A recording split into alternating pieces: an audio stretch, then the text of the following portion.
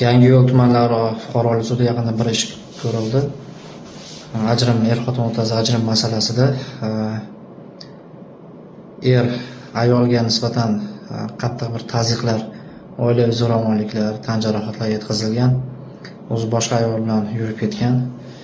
Ayol ichki ishlarga yoki boshqa nimalarga murojaat qilsa, bu o'zini oilaparvar qilib ko'rsatib, bir aktyorlik qilib vaziyatdan chiqib ketavergan. Lekin menga murojaat qilishgandan keyin o'sha ma'lumot, tegishli dalillar to'plandi, yozishmalar, telefon so'zlashuvlardan va bundan tashqari ichki ishlar orqali himoya orderi olindi. Chunki kuchli ta'sir o'tkazilgan.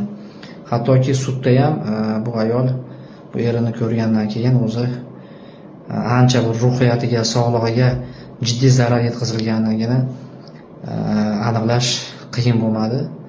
Sudya tomonidan ham ikkala taraflarning ko'rsatmalarini eshitib, bu ayolga nisbatan qanday bir sog'lig'iga, ruhiyatiga salbiy ta'sir o'tkazilganligini tushunib yetib, da'vo ariza qanoatlantirildi va ajrim bo'yicha o'sha qisqa muddatli muhlat berildi.